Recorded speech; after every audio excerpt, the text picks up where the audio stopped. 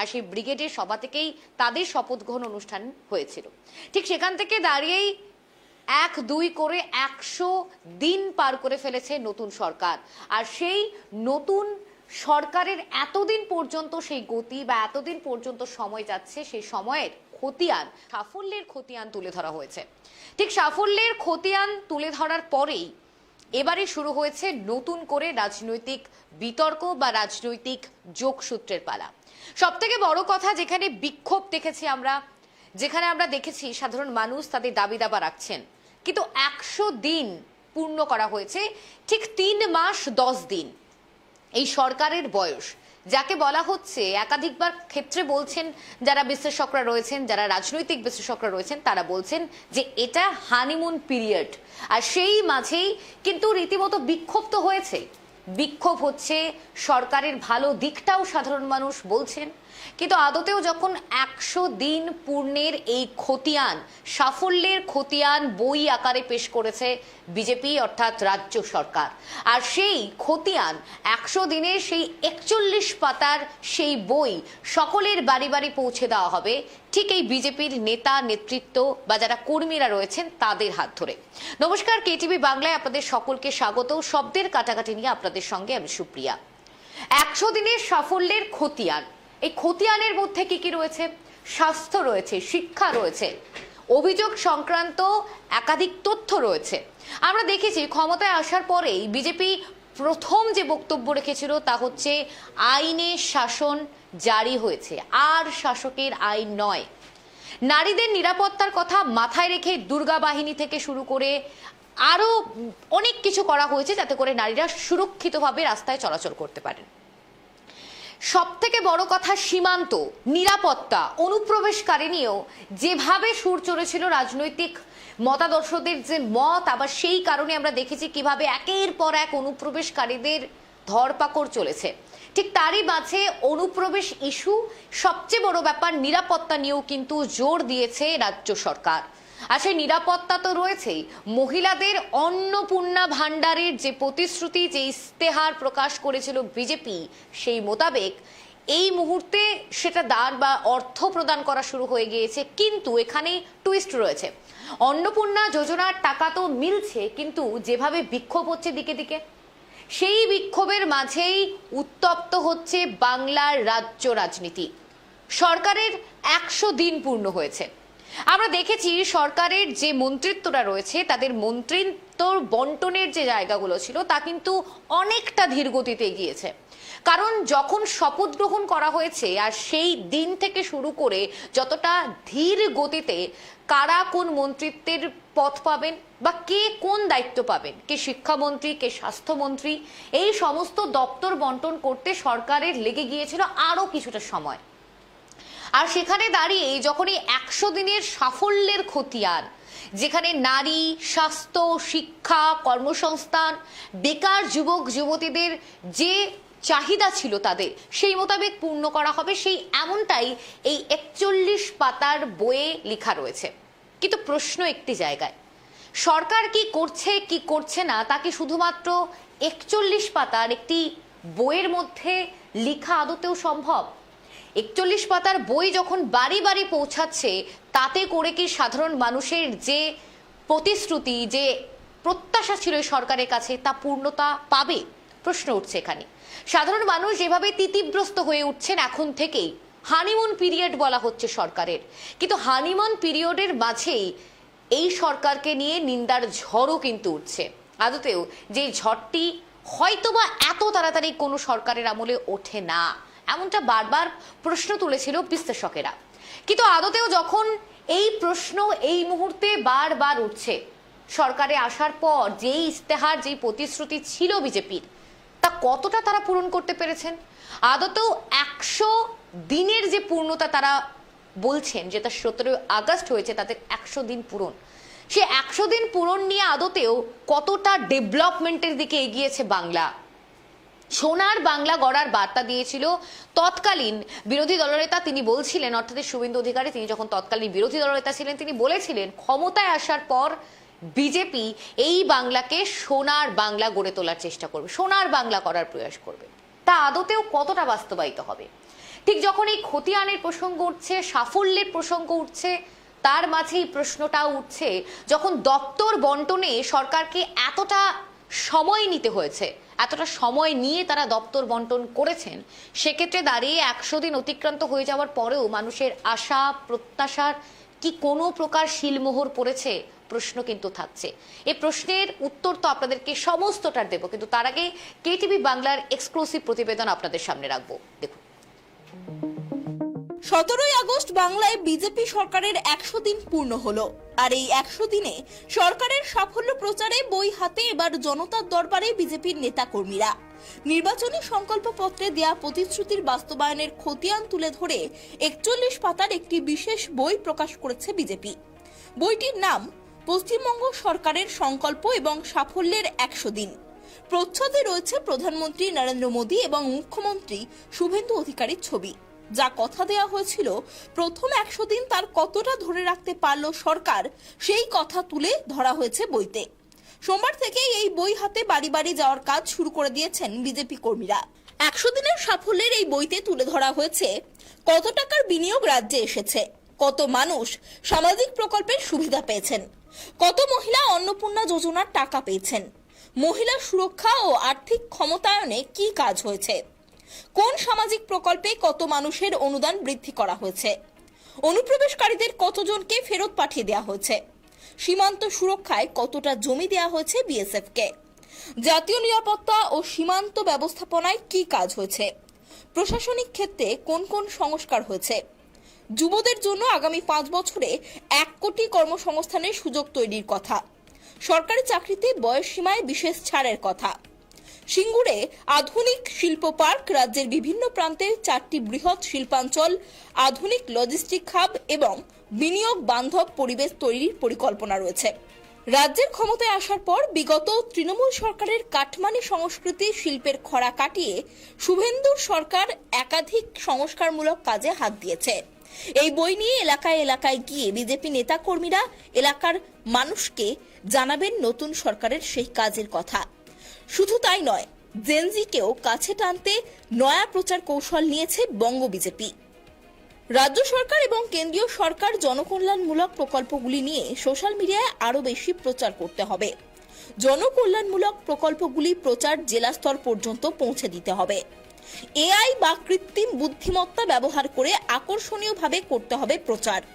শুধু বিজেপির কমিটেড ভোটাররাই নয়, যারা নতুন ভোটার তাদের কাছেও পৌঁছতে হবে। সাফল্যের খতিয়ান বুকলেট আকারে বাড়ি বাড়ি পৌঁছে দেওয়ার পাশাপাশি জেনজির মন পেতে এআই নির্ভর নতুন প্রচার কৌশল বিজেপির। এবার দেখার বঙ্গ বিজেপির এই অভিনব প্রচার কৌশল সাধারণ মানুষের মন এবং তরুণ প্রজন্মের মন কতটা জয় করতে পারে। ট্রয়ন চক্রবর্তীর রিপোর্ট, কেটিভি বাংলা। আপনাদের সামনে সেই প্রতিবেদন রাখলাম। প্রতিবেদনে প্রত্যেকটি বিষয় আলোকপাত করা হচ্ছে, কারণ এই মুহূর্তে দাঁড়িয়ে পরিবর্তন, গেরুয়া ঝড়, আর সেই মধ্যে থেকেই শুভেন্দু অধিকারীর একাধিক নির্দেশনা, একাধিক বার্তা। তার বার্তার পরিপ্রেক্ষিতে চলেছে দুর্নীতিমুক্ত সমাজ গড়ার বার্তা দিয়েছেন এই নতুন সরকার, আর সুশাসন আনা হবে এই পশ্চিমবঙ্গে। পূর্বতন সরকারকে রীতিমতো কাঠগড়ায় দাঁড় করিয়ে এবং তাদের যে পরিকাঠামো ছিল, যেভাবে তারা পর্যালোচনা করতেন, যেভাবে তাদের সরকার তারা গঠন করেছিলেন, সেই মোতাবেককে সামনে রেখেই ধরপাকড় তো চলেছেই, গ্রেপ্তারিত হয়েছেই। আইনের শাসনের প্রসঙ্গ বারবার উঠে এসেছে নতুন সরকারের আমলে। কিন্তু এই মুহূর্তে দাঁড়িয়ে যখন 100 দিনের তাদের সাফল্যের খতিয়ান তারা তুলে ধরছেন, সেই খতিয়ানে আদতেও সাধারণ মানুষ কতটা সাহায্য পেলেন, কতটাই বা সাধারণ মানুষের প্রত্যাশা মতো জিনিসগুলো হয়েছে ঠিক এই 100 দিনে, সেই সমস্ত বিষয় নিয়ে আজ আমাদের আলোচনা থাকবে। আর আমাদের আজকের আলোচনায় যারা যারা আমাদের অতিথিরা রয়েছেন, প্রথমে তাদের সঙ্গে পরিচয় পর্বটা সেরে নেব। প্রথমে রয়েছে অভিজিৎ চক্রবর্তী, বিজেপি নেতা। তারপর রয়েছে অ্যাডভোকেট আশফাক আহমেদ, কংগ্রেস নেতা। আপনাদের দুজনকে স্বাগত কেটিভি বাংলা শব্দের কাটাকাটি অনুষ্ঠানে যোগদান করার জন্য। প্রথমেই আজকের অনুষ্ঠান শুরুর আগেই রাখবো কেটিভি বাংলার সাব প্রশ্ন, সেদিকে নজর রাখবো। প্রথমে দেখুন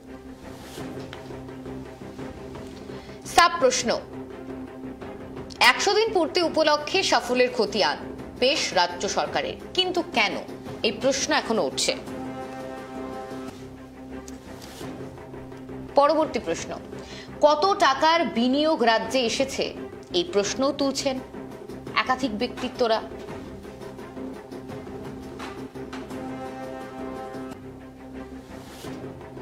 রাখবো পরবর্তী প্রশ্ন, কত মানুষ সামাজিক প্রকল্পের সুবিধা পেয়েছেন?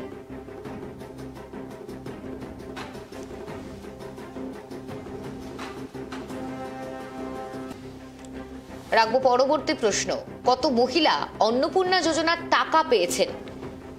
এই প্রশ্ন উঠছে ঠিক এই 100 দিনের যে 41 পাতার বই, এই বিষয়গুলো। পরবর্তী প্রশ্ন, মহিলা সুরক্ষা আর্থিক ক্ষমতায়নে কি কাজ হয়েছে? এই প্রশ্নও থাকছে।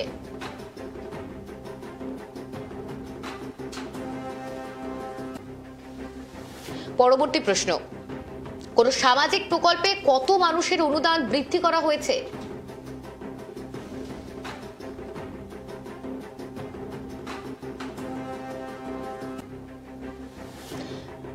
রাখবো পরবর্তী প্রশ্ন, সাফল্যের খতিয়ান বাড়ি বাড়ি পৌঁছে দিলে কি বাস্তবায়ন হবে মানুষের প্রত্যাশা? এই প্রশ্নও থাকছে। প্রশ্ন রাখলাম আপনাদের সামনে, সমস্ত প্রশ্ন, এই সমস্ত প্রশ্নের উত্তর খোঁজার চেষ্টা করব আমাদের যারা আগত অতিথিরা রয়েছেন তাদের থেকে। প্রথমেই চলে যাবো আরেকজন আমাদের সাথে যুক্ত হয়ে গিয়েছে, তার পরিচয় পর্বটা সেই নি। গৌরাঙ্গ চৌহান, সমাজকর্মী, আপনাকেও স্বাগত কেটিভি বাংলা শব্দের কাটাকাটি অনুষ্ঠানে যোগদান করার জন্য। প্রথমে চলে যাবো অভিজিৎ বাবুর কাছে। অভিজিৎ বাবু ভালো বলতে পারবেন, 100 দিনের খতিয়ান, সাফল্যের খতিয়ান তুলে ধরা হয়েছে রাজ্যের তরফে। একটা অভিনব উদ্যোগ তো বটেই, কিন্তু সব থেকে বড় প্রশ্ন, ঠিক এই খতিয়ানে কি কি আসছে, কি কি বিষয়ের উপর আলোকপাত করা হচ্ছে? অভিজিৎ বাবু নমস্কার, সকলকে শুভ সন্ধ্যা জানাই। হ্যাঁ দেখুন, এই যে আপনি যে কথাটা বললেন যে 100 দিনের কাজ, আমাদের একটা ভোটের আগে আপনাদের মনে থাকবে আমরা একটা সংকল্প পত্র পেশ করেছিলাম। সেরকম আমরা মানে দায়বদ্ধ মানুষের কাছে যে আমরা ঠিক করেছি প্রত্যেক 3 মাস পর পর বা ধরুন 100 দিন, মানে ধরুন আজকে তো 100 দিন হচ্ছে, মানে হয়ে গেল, তার জন্য আমরা একটা শ্বেতপত্র প্রকাশ করেছি যে সরকার কি কি কাজ করেছে, তার মধ্যে সমস্ত হিসাব দেওয়া থাকবে এবং প্রত্যেকটা ঘরে সেটা পৌঁছে যাবে। তাও আমি কিছুটা আপনাদেরকে বলার চেষ্টা করছি, কারণ অত বিষয় বলতে গেলে আপনার এই ডিবেট শোটা শেষ হয়ে যাবে, মানে সরকারের এত দিকে মানে কাজের দিকটা হয়েছে। দেখুন, প্রথমেই বলি আমরা যেটা বিষয়ে খুব সরব ছিলাম সেটা হচ্ছে বর্ডার সিকিউরিটি। আপনাদের মনে থাকবে যে বিগত সরকার এই বিএসএফ কে জমি দিতে চায়নি, যার জন্য বারবার কোর্ট বকাবকি করেছে, তাও শোনেনি। আমরা 40 থেকে 45 দিনের মধ্যে বিএসএফ কে জমি দেওয়ার কাজ শুরু করে দিয়েছিলাম এবং কিস্তি ভিত্তিক ধীরে ধীরে জমি বিএসএফ এর হস্তান্তর হয়েছে এবং যেটুকানি ফেন্সিং হয়নি সেগুলো কাজও শুরু করে দিয়েছিল বিএসএফ এবং এখন শেষের মুখে। এটা গেল প্রথম কথা। দেখুন, দ্বিতীয় কথা, আপনি অন্নপূর্ণা যোজনা, যেটা আমার বলাটা খুব দরকার, আমার মনে হয় গতকালকেও এই বিষয়ে আমি বলেছি আপনাদের প্রোগ্রামে, সেটা হচ্ছে কি 1,40,00,000-এর কাছাকাছি মহিলারা পেয়েছেন এবং যাদের এখনো পাননি তাদের জন্য ঝাড়াই বাছাই চলছে এবং মুখ্যমন্ত্রী স্বয়ং আবার বলেছেন যে সবাই পাবেন, তাতে কোনো চিন্তা নেই। কিন্তু যে ক্রাইটেরিয়া, মানে ক্রাইটেরিয়া বলতে ধরুন আপনি যদি নিজে চাকরি বাকরি করেন, আপনার যদি আইটি ফাইল থাকে, সেটা তো দেওয়া যাবে না, সেটা আমরা আগেও বলেছি সেই জিনিসটা। তাছাড়া যে ভুয়ো অ্যাকাউন্ট যেগুলো ছিল সেইগুলোকে আমরা বাতিল করেছি, তাই নিয়ে একটু ঝাড়াই বাছাই চলছে। তার জন্য হয়তো সেটা 1 মাসের জায়গায় 3 মাস হতে পারে, যেটা আমি গতকালকেও আপনাদেরকে আশ্বস্ত করে বলে গেছিলাম। সেই জায়গাটা গেল অন্নপূর্ণা। এবার আপনি মহিলা সিকিউরিটি দেখুন, এটা আমাদের ভীষণ একটা বড় কনসার্নের জায়গা ছিল এবং আমার মনে হয় এটা পশ্চিমবঙ্গের সমস্ত নাগরিকের একটা কনসার্নের জায়গা থাকা উচিত যে মহিলা সুরক্ষা খুব ইম্পর্টেন্ট। আপনাদের মনে থাকবে আজ থেকে ঠিক আমি যদি ভুল না করি 2-2.5 মাস আগে প্রত্যেকটা থানায় একটা করে মহিলা হেল্পলাইন ডেস্ক চালু হয়েছে, যেখানে আপনি এমার্জেন্সি কলও করতে পারবেন এবং মহিলাদের জন্য একটা বিশেষ মানে টিম মহিলাদের জন্য সুরক্ষার জন্য প্রত্যেকটা থানায় আমরা রাখবো। সেটা মহালয়ার থেকে চালু হবে, সেটার উদ্বোধনও হয়ে গেছে। শুধু তাই নয়, সাইবার ক্রাইম যে প্রতারণা, যেটা একটা এখনকার সমাজে বিরাট বড় কনসার্ন, তার জন্য আমরা একটা হেল্পলাইন চালু করেছি।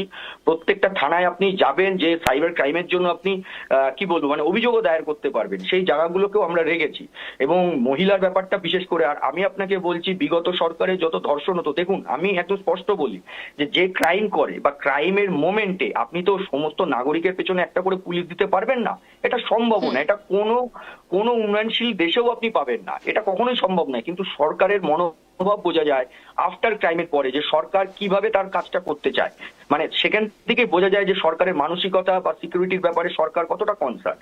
বিগত দিনে যত নারী অত্যাচার হতো, সবার আগে দেখবেন মুখ্যমন্ত্রী স্বয়ং এসে একটা করে স্টেটমেন্ট দিত, এমন স্টেটমেন্ট যেটা ওই যারা ক্রাইম করতো তাদের পক্ষে বা তাদেরকে কোথাও না কোথাও একটা সাপোর্ট দেওয়ার কাজ করতো, প্রশাসন সেই মতন চলতো। কিন্তু আপনি দেখবেন এইবার যতগুলো ক্রাইম হয়েছে, বিশেষ করে মহিলাদের ওপর আমি বলছি, ধর্ষণ কাণ্ডের ওপর, আপনি আমাদের নেতাদের স্টেটমেন্ট গুলো দেখবেন বা আমাদের মুখ্যমন্ত্রীর স্টেটমেন্ট ডেভেলপমেন্ট দেখবেন। বারুইপুর তো আমাকে আর মনে করাতে হবে না দ্বিতীয়বার, শুধু বারুইপুর কেন, আরো দু একটা জায়গায় ঘটেছে, সেখানকার আপনি খতিয়ান দেখুন, প্রত্যেকে গ্রেপ্তার হয়েছে, প্রত্যেকে এখন মানে শ্রীঘরে বসে আছে। সুতরাং এই সরকার নারী সুরক্ষার ব্যাপারে, ক্রাইমের ব্যাপারে জিরো টলারেন্সে কাজ করছে, এতে কোনো সন্দেহ নেই। আমরা আরেকটা সংস্কৃতি যেটা খুব বন্ধ করতে যাই সেটা হচ্ছে তোলাবাজি। এই কালচারটা খুব পরিণত হয়েছে, যার জন্য দেখুন আপনাদের তো বিজেপিকে অন্তত এই সাধুবাদটা দেওয়া উচিত, যেটা বিগত কোনো সরকার করেনি। তাদের দলীয় কর্মীরা শুরু হিনিয়াস ক্রাইম করার পরে যখন প্রশাসন দেখতো যে সেই নেতামন্ত্রী যুক্ত, তখন তারা সদিচ্ছা সত্ত্বেও 7 দিন 10 দিন পরে যে হয়তো পার্টির মেম্বারশিপ থেকে তাদেরকে বহিষ্কার করতো। কিন্তু ভারতীয় জনতা পার্টিকে দেখুন, আমাদের বলতে আমাদের কোনো দ্বিধা নেই, কিছু খুব কম, মানে ধরুন 100 জনের মধ্যে তো 2-3 জন এইরকম কিছু বিজেপি কর্মী লোকালে কিছু তোলা তুলেছে, তাদেরকে শুধু বহিষ্কার করা হয়নি, তাদের মধ্যে অনেকেই অ্যারেস্ট হয়েছে, আপনারা নিজেরাও জানেন সেটা। তোলা তুলতে যে হাই রোডের ওপর আমাদের একজন বিজেপি কর্মীকে গ্রেপ্তার করা হয়েছে, এটা তো প্রশাসন করেছে রং না দেখে। শুধু তাই নয়, 4 তারিখের পরে মানে বলে না যে সংসেজে মোড়ল হওয়া, সেই সংসেজে মোড়ল অনেক তৃণমূলের কর্মীরা বেরিয়ে এসছে যারা গায়ে গেরুয়া বীর পরে বিজেপি করছে, প্রত্যেকে গ্রেপ্তার হয়েছে। সুতরাং তোলাবাজিতে আমরা জিরো টলারেন্স।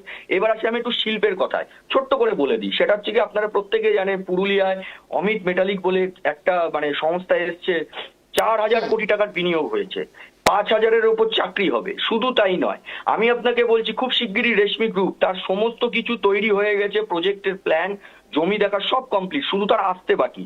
সেই রেশমি গ্রুপ মিনিমাম আমি আপনাকে বলছি 10,000 কোটি টাকার উপরে তারা প্রজেক্ট আনতে চলেছে, এটা মেজর প্রজেক্ট হতে চলেছে।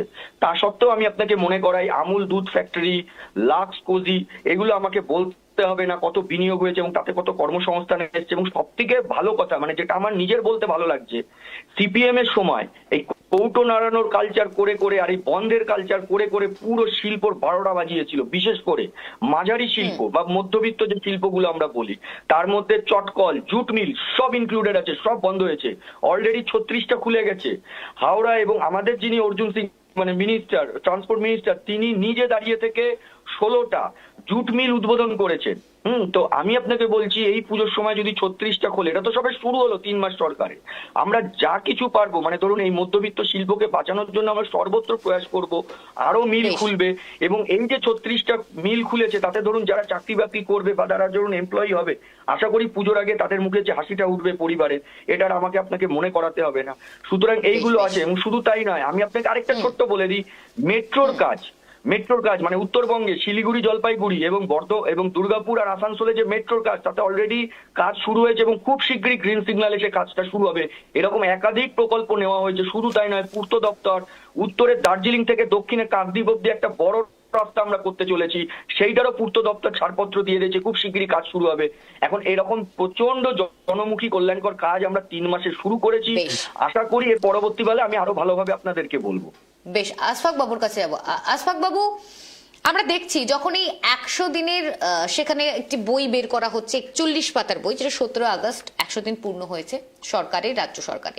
কিন্তু সেখান থেকে দাঁড়িয়ে প্রত্যেক যারা কর্মীরা রয়েছেন বিজেপি, তারা বাড়ি বাড়ি গিয়ে সেই বইটা প্রচার করবেন, সাধারণ মানুষ দেখবেন তাদের এই 100 দিনের মধ্যে তারা কি কি কাজ করেছেন। কিন্তু সব থেকে বড় প্রশ্ন এখানে, বাড়ি বাড়ি গিয়ে এই 41 পাতার বই দিলে মানুষের যে আশা প্রত্যাশা রয়েছে এই সরকারের প্রতি, কারণ ডাবল ইঞ্জিন সরকার, কেন্দ্রেও বিজেপি, রাজ্যেও বিজেপি, যেই প্রত্যাশা রয়েছে এতদিন থেকে, ক্ষমতা আসার পর থেকে সাধারণ মানুষ প্রত্যাশা পেয়েছে, তা কি আদতেও পূর্ণ হবে এই খতিয়ান তুলে ধরলে? কিভাবে দেখছেন বিষয়টি আশফাক বাবু?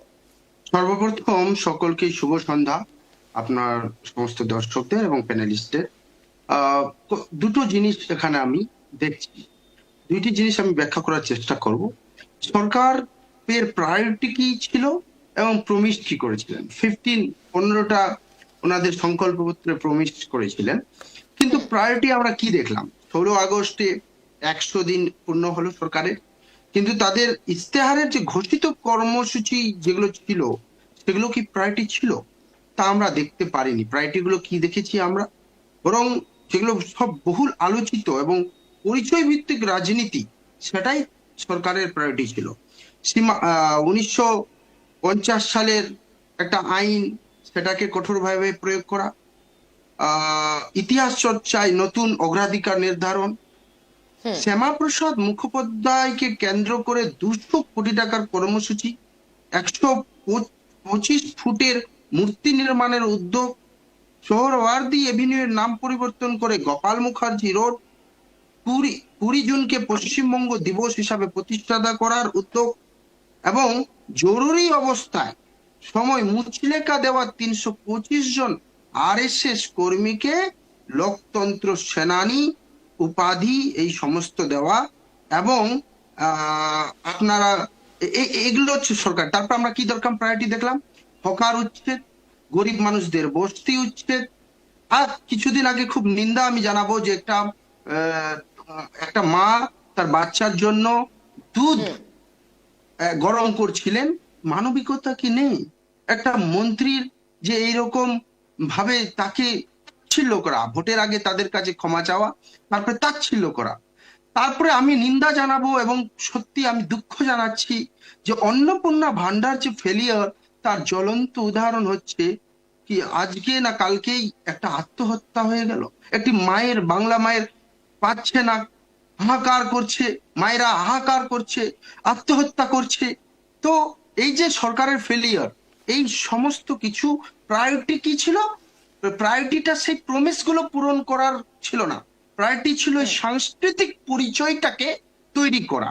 কিন্তু এখানে আমি কয়েকটা প্রশ্ন আমি করতে চাইছি ভারতীয় জনতা পার্টিকে। ওনারা এই 100 দিনের কাজের যদি মূল্যায়ন করতে হয় তো আমাদেরকে দেখতে হবে কি কি বিজেপি প্রমিস করেছিলেন, কি প্রমিস করেছিলেন আর কি অগ্রাধিকার পেল।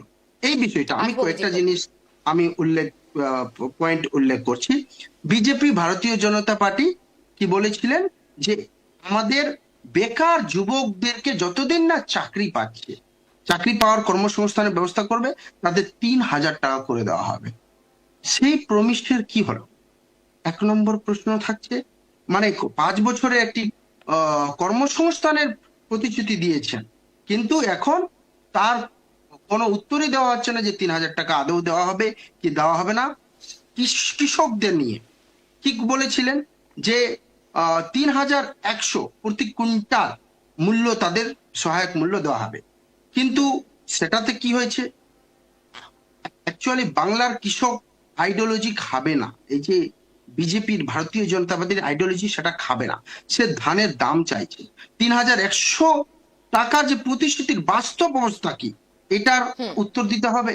দ্বিতীয়ত, পঞ্চায়েত অ্যামেন্ডমেন্ট। বলুন, ভারতবর্ষে 73তম সংশোধনীর মাধ্যমে পঞ্চায়েতের যে আইনটা নিয়ে সংশোধনীতে যেটা করা হয়েছিল এবং পঞ্চায়েত আইন যেটা নিয়ে আসা হয়েছিল, কেন?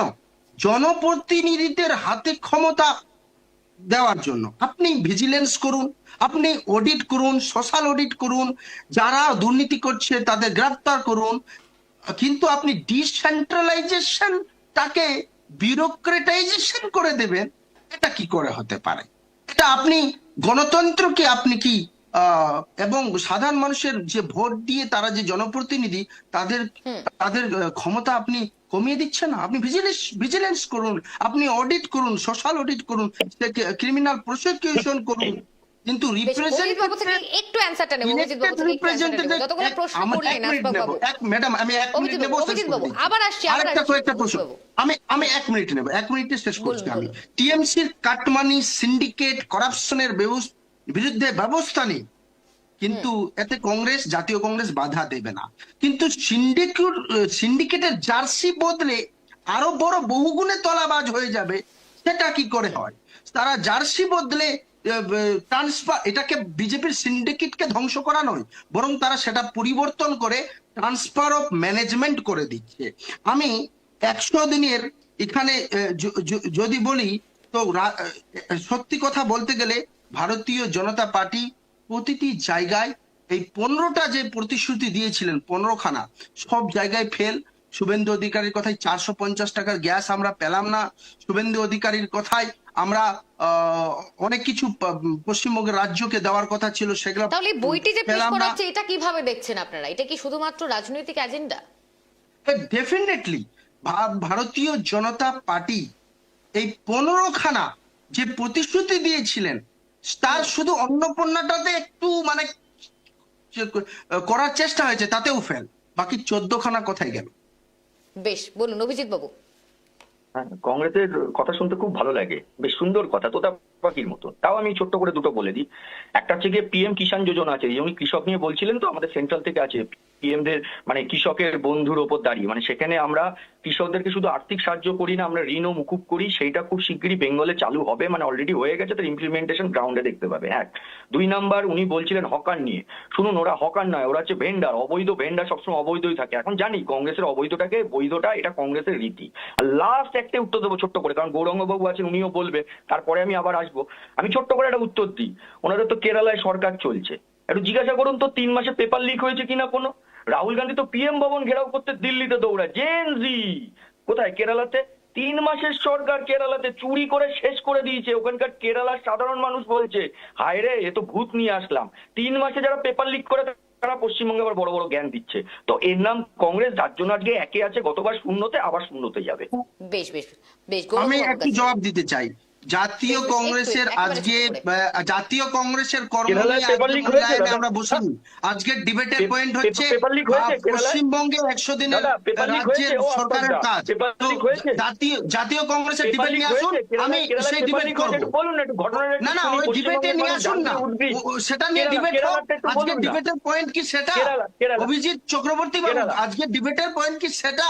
সেটা তো বেশ, নয়। বেশ। আজকে না, ডিবেটের কংগ্রেস পয়েন্ট আছে তো, হচ্ছে 100 দিনের কংগ্রেস কাজ। আছে তো, বেশ, কংগ্রেস বেশ, আছে, আমি চুরি করছে। আমি গৌরববাবুর কাছে যাবো, আসবো। বেকার ভাতা দুজনের কাছে 3000 আসবো। নিজে দেখে টাকা দুজনের করে কাছে দেবে। আসবো। পালাচ্ছে। বলতে দিতে হবে, গৌরববাবুকে আপনারা বলতে দিতে হবে এবার। আনএমপ্লয়েডদেরকে 3000 টাকা করে দেবে। বেশ, তার কি দুজনের হলো? কাছে তার জবাব আসবো, দিন না। দুজনকে সময় কেন দেবো, দিতে দুজনকে পারছে না? সময় দেবো। 15টা গৌরববাবুর প্রতিশ্রুতির কাছে মধ্যে যাবো। 14খানা প্রতিশ্রুতি কোথায় গেল? একদম, একদম। আর অন্নপূর্ণা আসবো, তো আপনারা আসবো, আসবো। তার জবাব দিন না। প্রতিশ্রুতিতে আমরা কংগ্রেসের 30টা ডিবেট পূরণ আসবেন, করেছি। আলাদা করে ডিবেট ডাকুন, 30টা আমি পূরণ জবাব করেছি। দেবো। আমরা প্রতিটা টপিকে বিষয়ের থাকবো, জবাব দেবো। আশফাকবাবু বলতে দিতে হবে।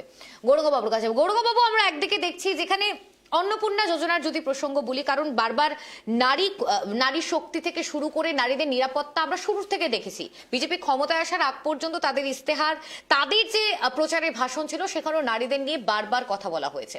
আর যখন ক্ষমতায় আসার পর আজ আমরা দেখলাম যে 17 আগস্ট তাদের 100 দিন পূর্ণ হয়েছে। সেই কারণে একটি বই পেশ করা হচ্ছে যে 41 পাতার। আমরা ঠিক নির্বাচনের আগ মুহূর্ত, হয়তো আপনার মনে থাকবে, আমরা দেখেছি কিভাবে এই পাতার লড়াই চলেছিল। এসআইআর হয়েছে, সেখানেও পাতার লড়াই আমরা দেখেছি। এবারে দাঁড়িয়ে 41 পাতা, সংখ্যাটা কিন্তু অনেকটা বড়। সেখানে কি সত্যি আদতেও মানুষের যে প্রতিশ্রুতি রয়েছে, মানুষের যে ভাবধারা রয়েছে, যে অসুবিধাগুলো পশ্চিমবঙ্গে রয়েছে, তা কি আদতেও মেটানো যাবে? গৌরঙ্গবাবু। সকলকে শুভ সন্ধ্যা। আমাদের কেটিভি দর্শক, প্যানেলিস্ট এবং সঞ্চালিকা ম্যাডাম প্রত্যেককে শুভ সন্ধ্যা জানাই। দেখুন, মাত্র 3 মাস হয়েছে একটি সরকার। আমি নিরপেক্ষ ভাবে বলবো, পলিটিক্যালি অবশ্যই বলতে হবে, আমি এই জায়গাটাতেই জোর দিব। 3 মাসের একটা সরকার, একটা নতুন সরকার, নতুন টিম, এবং যাদের কাজের অভিজ্ঞতা, যে সমস্ত বিধায়করা রয়েছেন তারা একদম নবীন এবং কাজের অভিজ্ঞতাও অনেক ক্ষেত্রে নেই। মুখ্যমন্ত্রীর অবশ্যই অনেক ক্ষেত্রে রয়েছে, কিন্তু অনেকের ক্ষেত্রে খুব কম, যত সংখ্যাগরিষ্ঠতার ক্ষেত্রেও যদি দেখা যায় কাজের নিরিখে অভিজ্ঞতা কম বা প্রত্যেকটা জায়গা। তবুও যদি দেখি যে চেষ্টা একটা করেছে সরকার, যে সমস্ত প্রতিশ্রুতিগুলো দিয়েছিল যে মহিলা সুরক্ষার কথা বলুন বা বর্ডার সিকিউরিটির কথা বলুন বা বিভিন্ন দিকে একটা চেষ্টা, 3 মাসের মধ্যে একটা চেষ্টা, একটা চেঞ্জ করে, পরিবর্তন করে, অর্থনীতিটাকে ট্রান্সফার করে যে বাজেট যে সিস্টেমের মধ্যে দিয়ে চলছিল, টোটাল সিস্টেমটা, একটা ঘরের মধ্যে একটা নতুন লোক আসলো, সেই নতুন লোক এসে প্রথমে সে তার ফাইলগুলোকে দেখবে, ফাইলগুলোকে বোঝার চেষ্টা করবে এবং নিজের মতো করে করবার চেষ্টা করবে। এটা সব ক্ষেত্রেই হয়, যেরকম আমাদের সংসারেও হবে, আমাদের বাড়িতেও হয়, সেরকম একটা অফিসেও তাই হয়েছে। অফিসগুলোকে যারা দেখে কাজ পরিচালনা করে, সেক্ষেত্রে অনেক ক্ষেত্রে করবার চেষ্টা করা বা ইচ্ছে শক্তি রয়েছে কাজ করার ক্ষেত্রে, ইচ্ছে শক্তি। কিন্তু কালকের ওই যে আমি একটা কথা বলছিলাম যে আমাদের অগ্নিপিত্রা পাল ম্যাডাম যেটা বললেন যে সোর্সের মধ্যে ভূত আছে, যাদেরকে দিয়ে কাজ করানো হচ্ছে বা যে ক্ষেত্রে কাজ করা হচ্ছে, তারা কি সরকারকে মেলাইন করছে না? তো এটা একটু দেখতে লাগবে। আজকে বামেরাই বিজেপিতে, আজকে আমাদের প্রধানমন্ত্রী বলছেন যে নকশালবাদীদের কথা বলছেন। বামেরাই তো বিজেপিতে ঢুকে রয়েছে। বামেরা যদি বিজেপিতে না ঢুকে থাকে, বামেরা তো তাদেরকে দিয়ে পরিচালিত হচ্ছে, তাহলে সুতরাং বামেরা তৃণমূলের সময়ও ঢুকেছিল, অনেক জায়গায় ঢুকেছিল, অফিস কাচারি বিভিন্ন জায়গায় ঢুকেছিল, তৃণমূলকে মেলাইন করার চেষ্টা করছে। আজকে যে সরকারটা চলছে হচ্ছে যে প্রকল্পগুলো নেওয়া হয়েছে, সামাজিক প্রকল্পগুলোর কথা বলবো বা যে পদ্ধতিতে চলছে একদম তৃণমূলের রেপ্লিকা হিসাবেই কাজ করছে। বা কিন্তু তৃণমূলের গৌরবাবু, যে সমস্ত আপনি তো জিনিসগুলো একজন সমাজকর্মী, আর সেক্ষেত্রে দাঁড়িয়ে সমাজের কি কি প্রভাব পড়তে পারে? কারণ আমি বলছি 100 সেই দিনের বিষয়ে- এই প্রকল্পগুলো বা 100 দিনের এই খতিয়ান তুলে ধরা হচ্ছে, আমি সেই বিষয়টাই আমি বলছি যে আজকে যে 100 দিনের প্রভাবের ক্ষেত্রে দেখুন সমাজে একটা অন্নপূর্ণা নিয়ে বিশাল অসঞ্জস্য পরিস্থিতি তৈরি হয়েছে মানুষের মধ্যে। 1% যদি মানুষের মধ্যে একটা রাজার বৈশিষ্ট্য থাকবে যে 100%, শ্রী রামচন্দ্রও তাই করেছিলেন।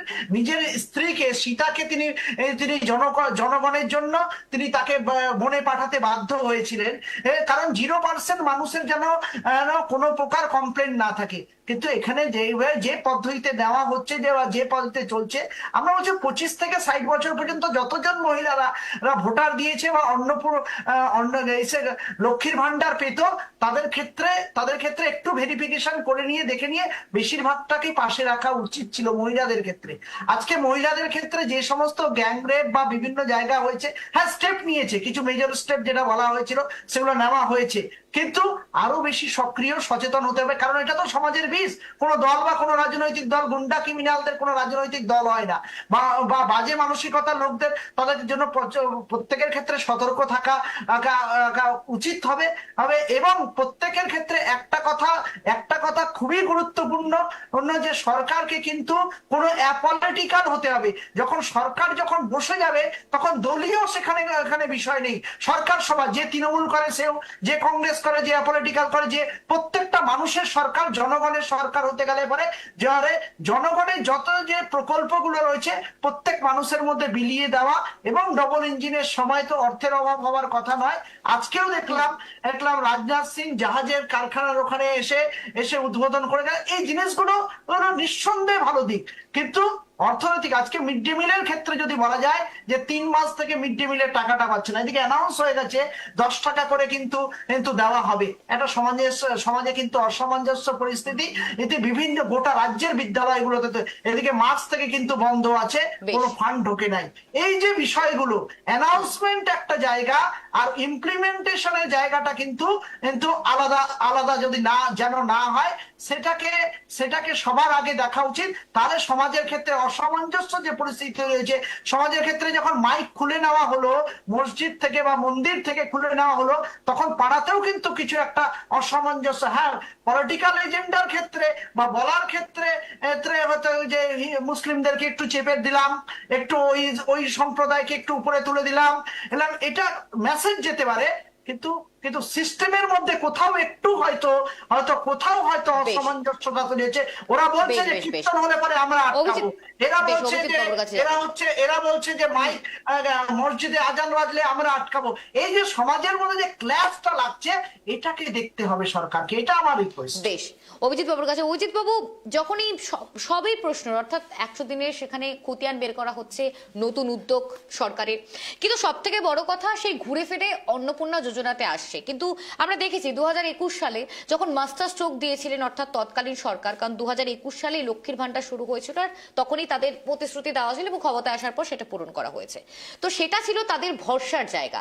2026-এও একই কায়দায় আমরা দেখেছি বিজেপি সরকার আসার পর লক্ষ্মীর অন্নপূর্ণা ভান্ডারের কথা বারবার তারা বলেছেন, এবং 1,40,00,000 কাছাকাছি মহিলাদের দেওয়া হয়েছে। কিন্তু সেক্ষেত্রে দাঁড়িয়ে এই অন্নপূর্ণা যোজনা কি বিজেপির ক্ষেত্রে ভরসা নাকি ভয়ের কারণ হয়ে দাঁড়িয়েছে এই মুহূর্ত থেকে বলছি? অভিজিৎ বাবু। ভরসা, অবশ্যই ভরসা। কারণ আমি আপনাকে বলছি দুটো আমি জিনিস এখানে রাখবো। একটা হচ্ছে প্রথম কথা, তো এই যে লক্ষ্মীর ভান্ডার থেকে অন্নপূর্ণা ভান্ডার, এটা তো টোটালি ভুল একটা। কারণ আসামে 2019 সালে অরুণোদয় স্কিম চলছিল বিজেপির সরকারের, সেটাকেই আইপ্যাক কপি পেস্ট করে মমতার ঘাড়ে চাপিয়েছে, যার নাম দিয়েছে লক্ষ্মীর ভান্ডার। সে করুক, তাতে আমাদের কোনো প্রবলেম নেই। কিন্তু আপনি আমাকে বলুন তো, রাজ্যে তো তখন কোনো অডিট হয়নি, রাজ্যে কোনো হিসাব দেয়নি, তা এই যে অন্নপূর্ণা ভান্ডারের টাকা মহিলাদের সবাইকে দিচ্ছিল, খুব ভালো কথা, আমাদের তাতে কোনো আপত্তি নেই, সব মহিলারা পাচ্ছিলেন। অবৈধ বাংলাদেশি মুসলমান মানে যারা অবৈধ নাগরিক তারা পাচ্ছিলেন। একজন ব্যক্তির তো 38-40টা করে ভুয়ো অ্যাকাউন্ট, সেখানেও টাকা ঢুকছিল। অনেক পুরুষ লক্ষ্মী মানে ছেলেরা শাড়ি পরে তারাও বেরিয়ে পড়েছে, তাদেরও অ্যাকাউন্টে টাকা ঢুকছিল। তা আমার বক্তব্য, এই করে করে তো রাজ্যের তো ঋণের বোঝা বেড়ে গেছে। 8 লক্ষ কোটি টাকা কি এমনি এমনি হয়েছে নাকি? ঋণের বোঝা। তো এই ঋণের বোঝা বা ধরুন এই টাকাগুলো কার পকেট থেকে যাচ্ছিল? আমার আর আপনার পকেট থেকে যাচ্ছিল, সাধারণ মানুষের টাকা। তো সরকার আর গাছের থেকে বা মঙ্গল গ্রহের থেকে তুলে নিয়ে আসবে না, ট্যাক্সের পয়সাতেই এদিক ওদিক হয়, মানে আমার আর আপনার ট্যাক্সের পয়সা। তো আমরা যদি এই জিনিসটাকে বন্ধ করতে চাই বা বন্ধ করতে পারি, আখিরে লাভটা কাদের হবে? আরে আমরা কি অন্ধ ধৃতরাষ্ট্রের মতন কি সবাইকে দিয়ে দেবো নাকি? চোখ বন্ধ করে সেটা হতে পারে নাকি? সেটা তো মিস ইউজ হবে। তাহলে তো আর রাজ্যের মানে রাজ্যের যে অর্থনীতি সেটার কখনো চেঞ্জ হবে না, মানে আর্থিকভাবে রাজ্য পিছিয়েও থাকবে এবং আমার আর আপনার ট্যাক্সের পয়সা তো মিস ইউজ হবে।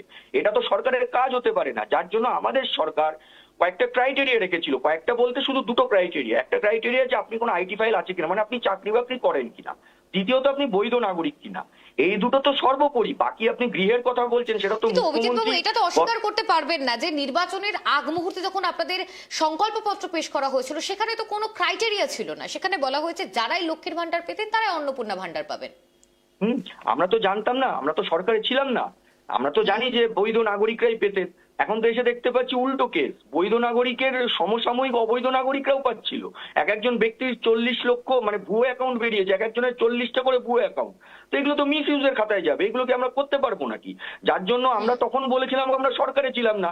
এখন এসে দেখতে পাচ্ছি ও বাবা, এ তো সর্ষের মধ্যে ভূত, যেটা আমাদের কি বলবো অগ্নিমিত্রা দেবীও বলেছেন, সেই জিনিসটা আমরা দেখতে পেয়েছি। তার জন্য আমরা কিছু ঝাড়াই বাছাই করছি। এবং থাকলো ঘরের কথা, দেখুন আমাদের মুখ্যমন্ত্রী তো বলেছে যে না, ঘরের আর কোনো মানে ক্রাইটেরিয়া থাকলো না, শুধু এই দুটো ক্রাইটেরিয়া। মানে আপনি বেশ। যদি চাকরি করেন বা আপনি যদি নিজে আইটি ফাইলে থাকেন, এবং দ্বিতীয়ত আপনি যদি ভারতীয় নাগরিক না হন, মানে ভারতীয় নাগরিক আপনাকে হতে হবে, তাহলেই পাবে। আর বাকি যে আপনি বিক্ষিপ্ত ঘটনা বলছেন, কিছু বিক্ষিপ্ত ঘটনা ঘটেছে এবং তার মধ্যে অনেকেই রাজনৈতিক ইন্ধন আছে, যেটা আমাদের মুখ্যমন্ত্রীও বলেছে। আমি আপনাকে আবারও বলছি, গতকালকেও বলেছি, প্রত্যেকে লক্ষ্মীর ভান্ডার পাবেন, যে ক্রাইটেরিয়া বা যোগ্য যারা, প্রত্যেকে পাবেন। বেশ, আমাদের সঙ্গে আরেকজন জুড়ে গিয়েছে রাজনৈতিক বিশ্লেষক ডক্টর সুকান্ত ঘোষ। আপনাকেও স্বাগত কেটিভি বাংলা সপ্তাহের কাটাকাটি অনুষ্ঠানে যোগদান করার জন্য। সুকান্ত বাবু, একটি বিষয় আসছে বারবার, কারণ 100 দিন পূর্ণ হয়েছে, কিন্তু সেই 100 দিন পূর্ণতার ক্ষেত্রে একটি বই বের করা হচ্ছে, আর সেই বইয়ের মধ্যে পর্যায়ক্রমে ধারাক্রমে সমস্ত বিষয়কে উল্লেখ করা হয়েছে মানুষের সুবিধার্থে, যেমন শিল্প, স্বাস্থ্য, শিক্ষা, অভিযোগ সংক্রান্ত বিষয়, নারী থেকে শুরু করে নারী নিরাপত্তা থেকে শুরু করে এই ক্রাইটেরিয়াগুলো রাখা হচ্ছে। কিন্তু এরই মাঝে প্রশ্ন, যে ক্রাইটেরিয়া বা এই বইয়ের ক্ষেত্রেই কি সাধারণ মানুষ যে তাদের প্রত্যাশাগুলো ছিল, আশাগুলো ছিল, ভরসাগুলো ছিল সাধারণ মানুষের মনে, সেটা কি আদতেও ফেরত পাবে বা আদতেও তাদের পূর্ণতা লাভ করতে পারবে এই খতিয়ান দেখে? কিভাবে দেখছেন বিষয়টি সুকান্ত বাবু? দেখুন, শিল্পের ক্ষেত্রে তো একটা মোটামুটি একটা চেষ্টা তো হচ্ছে সরকারের পক্ষ থেকে বিভিন্ন, কারণ আমরা সৌরভ গাঙ্গুলিকে শালবনীতে মানে কারখানা করতে দেখেছি, এটা স্বপ্নে দেখেছি। এবং তখন তার মানে পাশে যিনি ছিলেন তিনি মমতা বন্দ্যোপাধ্যায় ছিলেন। শিল্প তখন বলতে চপ শিল্প, এবং সেই শিল্পগুলো আমরা প্রতিটা পুজোয় দেখতাম, পুজোর বিভিন্ন ক্লাবগুলোকে টাকা দেয়া হতো। আমার মনে হয় না, তবে অভিজিৎদার যে বিজেপি সরকার তার থেকে হয়তো শিল্পের অন্তত চেষ্টা করছেন, কিন্তু বাকি জায়গাগুলোতে মানে যেটা নারী নিরাপত্তা, সেটা আমরা দেখেছি কিছুদিন আগেই নারীদের নিরাপত্তার ক্ষেত্রেও কিন্তু কিছু কিছু ক্ষেত্রে মানে সেই অর্থে তদন্ত প্রক্রিয়া খুব একটা এগোয়নি। এবং আরজি কর নিয়ে অনেক কিছু হয়েছে। আরজি করে যখন মানে সেই নির্যাতিতার মা তিনি একটি অনুষ্ঠানে যখন ছিলেন, তখন শুভেন্দু অধিকারী মানে যথেষ্ট আবেগপ্রবণ হয়ে যান এবং তিনি বলেন যে তাদের শাস্তি হবে। কিন্তু আমার মনে হয় যে শুধু এই নির্যাতিতা অভয়া নয়, সকলের শাস্তি মানে ক্ষেত্রে যারা এরকম মানে কি বলবো নির্মম অত্যাচার করে নারীদের প্রতি, তাদের তো শাস্তি, ভয়ানক শাস্তি হওয়া উচিত, যাতে একটা দৃষ্টান্ত স্থাপন হয়। এর জন্যই বিজেপি সরকারকে আনা, নাহলে তৃণমূলকে রেখে দেওয়া যেত। এবার আরেকটি বিষয়, যে যোগ্য প্রার্থীদের রাস্তায় নেমেছিল, তারাও কিন্তু আশা নিয়ে রেখেছিল যে বিজেপি সরকার এলে হয়তো তাদের কিছু হবে। কিন্তু এখন কিন্তু সেই পুরনো মানে পুরনো রেকর্ড বা পুরনো রেডিও যেটাকে আমরা বলি, সেই পুরনো রেকর্ডই বাজানো হচ্ছে। আমরা নতুন কিছু পাচ্ছি না যাতে যোগ্য শিক্ষকরা আবার তারা চাকরিতে ফেরেন, কারণ তাদের বাড়ির অবস্থা তারাই একমাত্র জানেন কি অবস্থা। এবং এটাও ঘটনা যে কেন ফুটপাতে কোনো একজন মা, কোনো একজন কি বলবো ঠাকুমা, দিদা, তিনি দুধ গরম করবেন কি করবেন না, তার দায় তো রাষ্ট্রকে নিতে হবে, তার দায় রাষ্ট্রে। যে মানে যারা তৃণমূল স্তরে যে মানুষগুলো খেটে মানে তাদের জীবিকা নির্বাহ করে, তার দায়ভার তো রাষ্ট্রকে নিতে হবে। শুধুমাত্র গাড়ি থেকে নেমে, যেটা তৃণমূল কংগ্রেস করতো, বিভিন্ন নেতারা তারা বিভিন্ন ভাবে নেমে বলতো এই করে দেবে, ওই করে দেব, কিন্তু আলটিমেটলি সার্বিক যে উন্নয়ন, সেই কিন্তু উন্নয়নের ধারাটা সেটা কিন্তু আমরা দেখতে পাচ্ছি, কিন্তু এটা মরীচিকার মতো।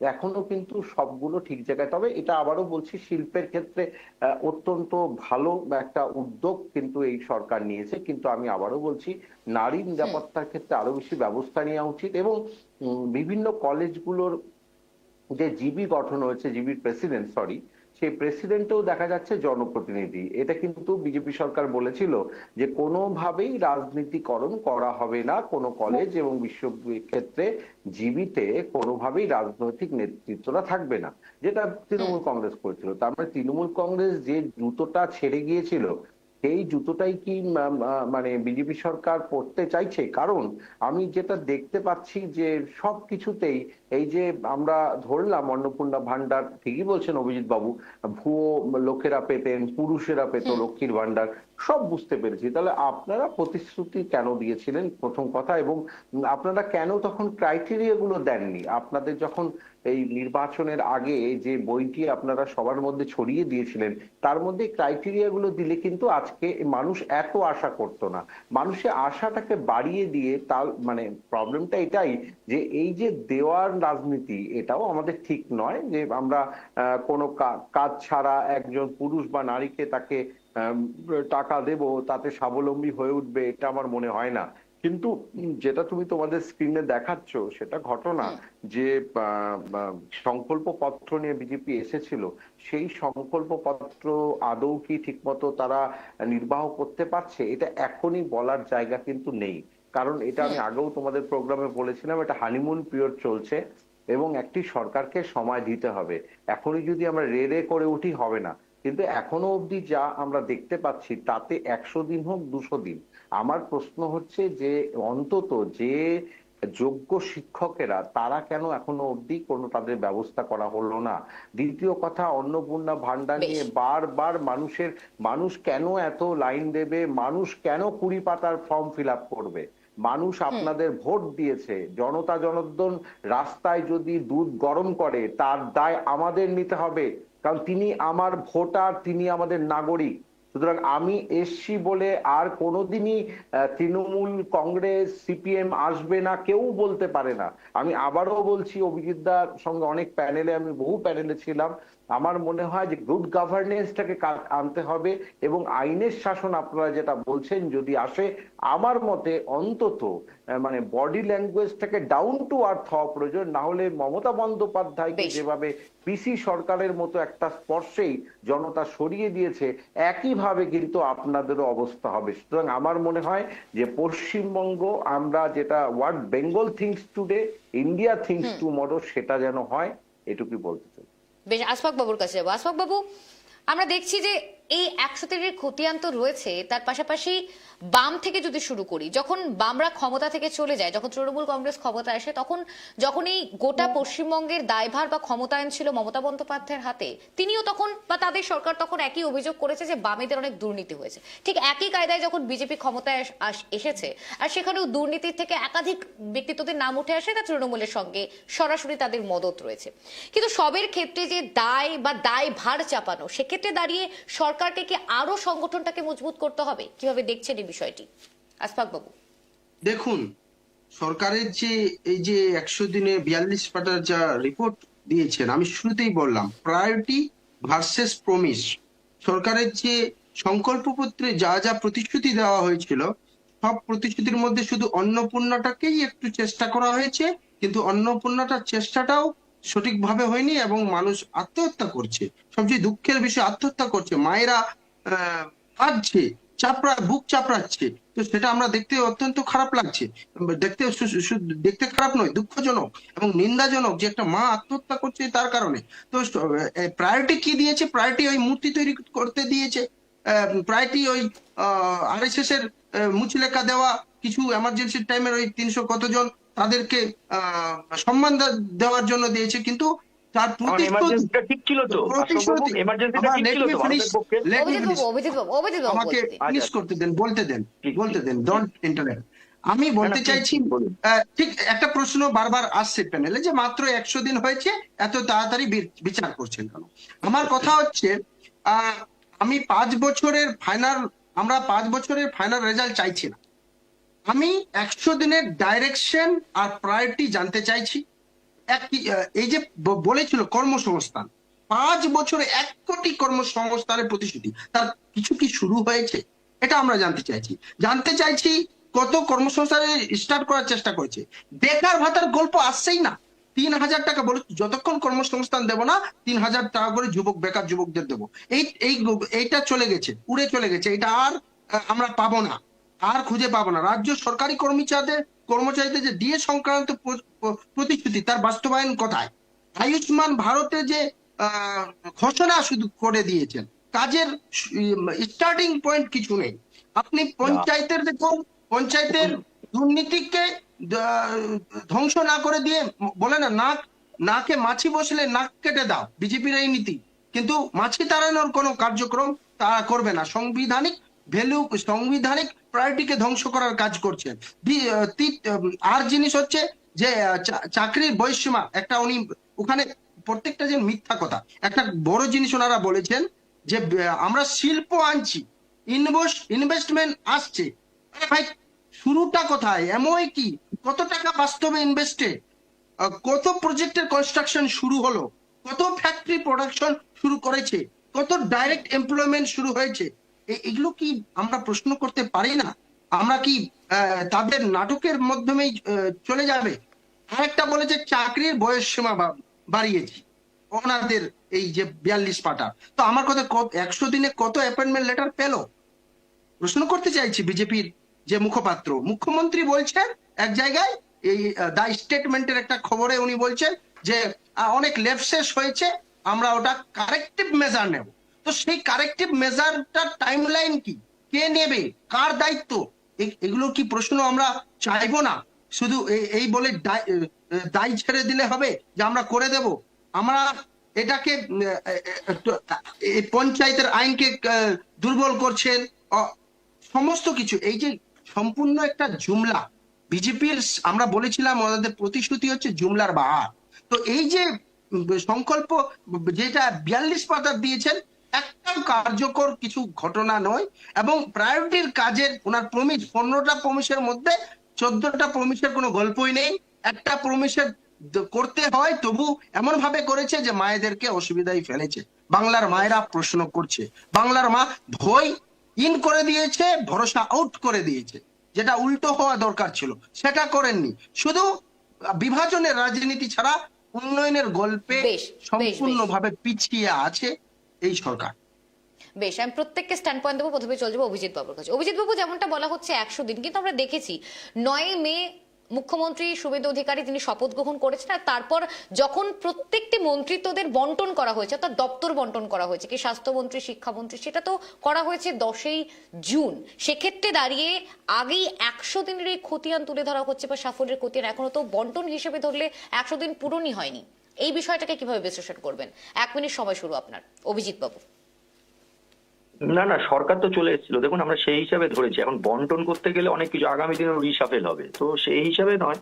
এবং আমি আপনাকে বলছি, এইমাত্র কংগ্রেসের যিনি বললেন, ভুলভাল কথা বললেন, তার উত্তর আমি আগেও দিয়েছি, সুতরাং সেটাতে আমি পুনরাবৃত্তিতে যাব না। শুধু আমি বলবো 100 দিনে যে যা আমরা প্রকল্প করেছিলাম, যেগুলো আমি কিছুক্ষণ আগে আপনাকেও মনে করিয়েছি, মানে ধরুন বর্ডার সিকিউরিটি, জমি বন্টন থেকে শুরু করে বা ইত্যাদি যা কিছু, সেগুলো সবই হয়েছে। শিল্পের জায়গাটাও আমি বলেছি, এবং আরো অনেক কিছু যা থেকে গেল, যেমন আয়ুষ্মান ভারত, স্বাস্থ্যের ক্ষেত্রে বা মুখ্যমন্ত্রী স্বাস্থ্য বীমা যোজনা, এগুলো সবই চালু হয়েছে রাজ্যে।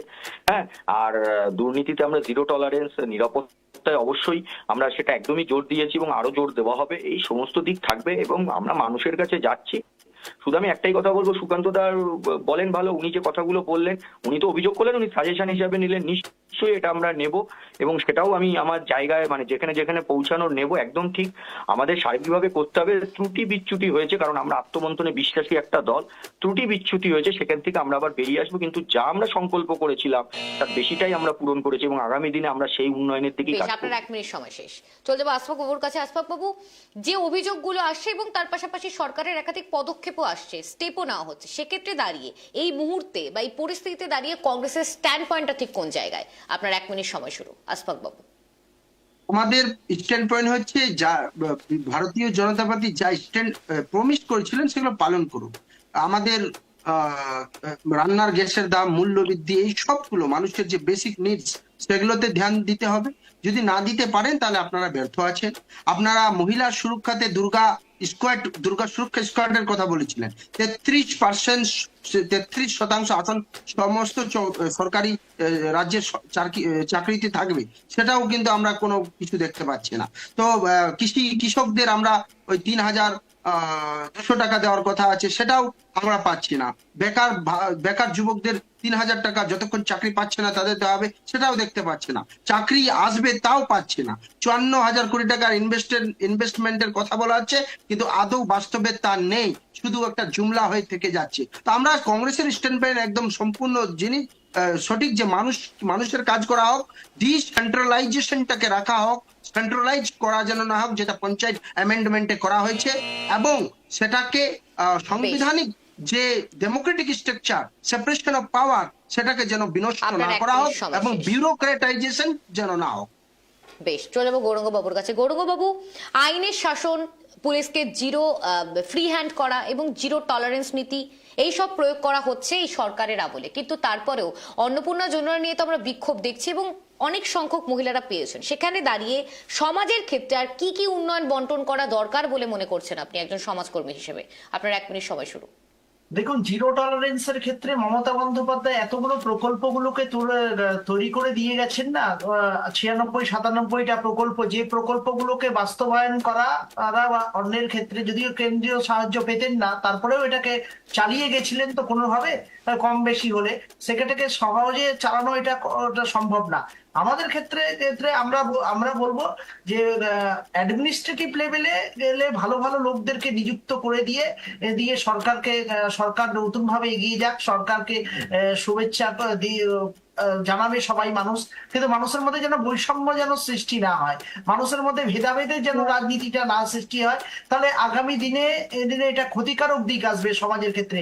সে অন্নপূর্ণাতে যখন একটা পাশের বাড়ির মহিলা পাচ্ছে আর একজন পাচ্ছে না, তখন অসামঞ্জস্য বা বিভিন্ন ক্ষেত্রে অসামঞ্জস্যের পরিবেশ সৃষ্টি হচ্ছে। সেটাকে বন্ধ করতে গেলে পরে, একটা গুড গভর্নমেন্ট চালাতে গেলে পরে গুড অ্যাডমিনিস্ট্রেটিভ লোকদের নিয়ে চলতে লাগবে। সিপিএম এর লোকরা যদি ঢুকে যায় ওনাদের প্রশাসনিক কাজে, তাহলে এই ধরনের ব্যর্থতা কিন্তু বারবার আসবে। বেশ, আপনার 1 মিনিট সময় শেষ।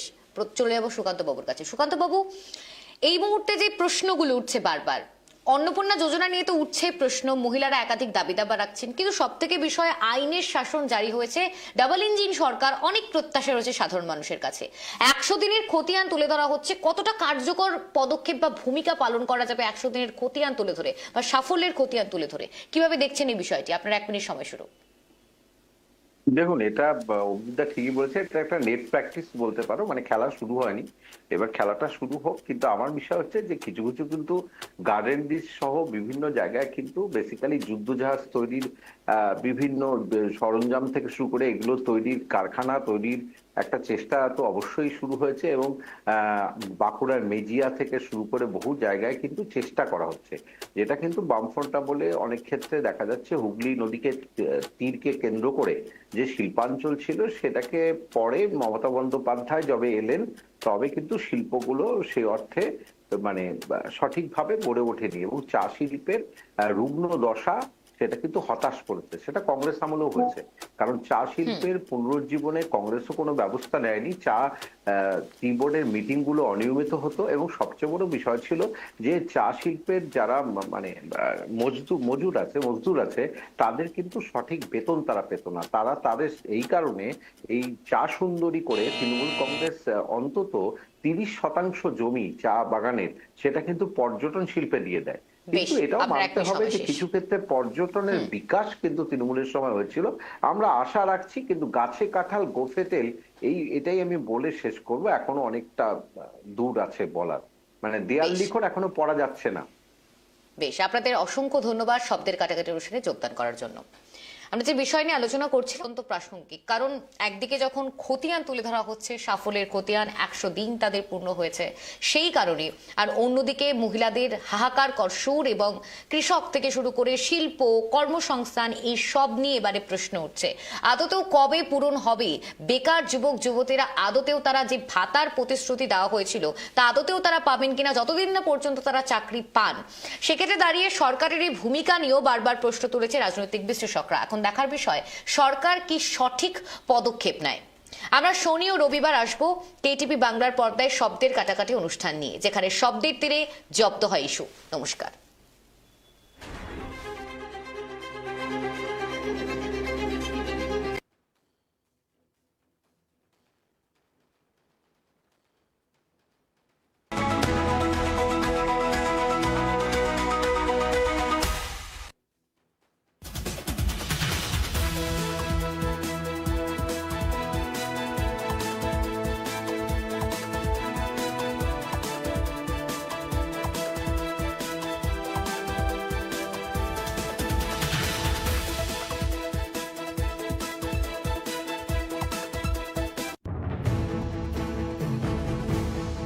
না, শুধু জেলা কিংবা রাজ্য নয়, এবার সময় সব গণ্ডি পেরিয়ে দেশ বিদেশের খবর তুলে ধরার। কি বলছে আন্তর্জাতিক বাজার, কোন দেশের কি পরিকল্পনা, না দেখা নয়, শব্দজালের বিভ্রান্ত নয়, সহজ ভাষায় দেশ থেকে বিদেশের খবর দেখাবো আমরা। সেই সব বিদেশ থেকে দেশ পেরিয়ে যা প্রত্যন্ত গ্রামের মানুষের ওপর ফেলে প্রভাব। নজর রাখুন প্রতিদিন রাত্রি 10:27 শুধুমাত্র কেটিভি বাংলায়।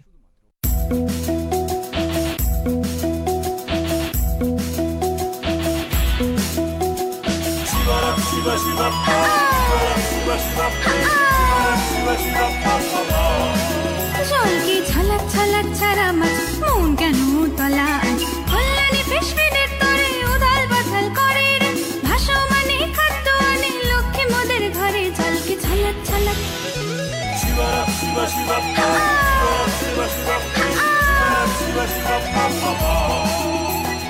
তেলাপিয়া রুই কাতলা পাঙাশে ছনা রূপচাঁদারাও খাবার জন্য করছো বহানা আয়না থামা আয়না কাছে দেবো যে ফিশ ফিড কল্যাণী তো দেশ জুড়ে আর এই কাজেতেই লিড কল্যাণী ফিশ ফিডের তরে উথাল পাথাল করে রে ভাসমানে খাদ্য আনে লক্ষ্মী মোদের ঘরে জলকে ছলাৎ ছলাৎ। কল্যাণীস প্রিমিয়াম ফ্লোটিং ফিশ ফিড, জলকে ছলাৎ ছলাৎ।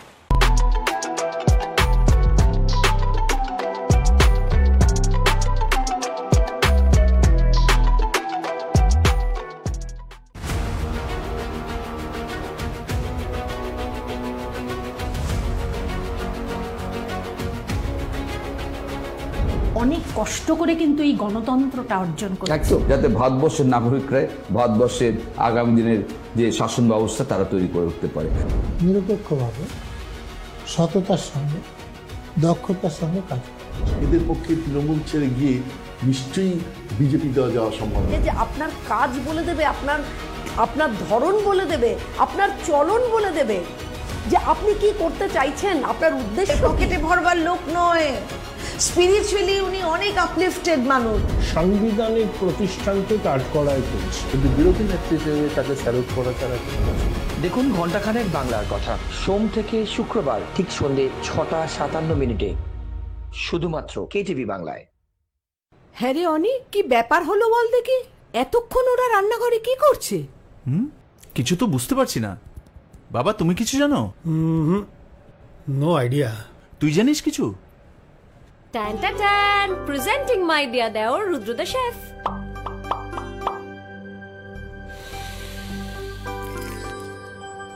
কাকাই বালিয়েছে? ইয়েস মাম্মা, তোমার কাকাই রান্না করতে শিখে গেছে। হ্যাঁ। হ্যাঁ রে, এত টেস্টি রান্না শিখলি কবে? শুধু টেস্টি নয়, হেলদিও। Nature pure rice bran oil দিয়ে রান্না করা যেমন সহজ তেমন স্বাস্থ্যকর। শরীর সুস্থ রাখতে আমার পছন্দের সেরা cooking oil nature pure rice bran oil সম্পর্কে স্বাদ এনে দেয়।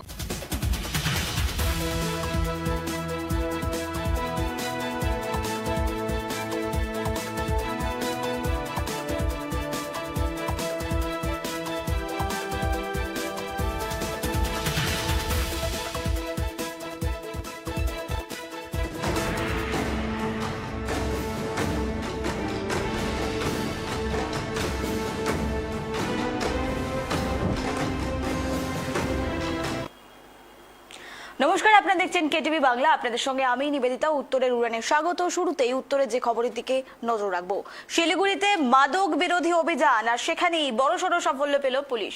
প্রধাননগর থানার অ্যান্টি ক্রাইম উইংস এর অভিযান, আর সেখানেই নিবেদিতা রোড সংলগ্ন এলাকা থেকে প্রায় 285 গ্রাম ব্রাউন সুগার সহ এক অটো চালককে গ্রেফতার করা হয়েছে। ধৃতের নাম রতন রায়, বয়স 40 বছর। পুলিশ সূত্রে খবর, এর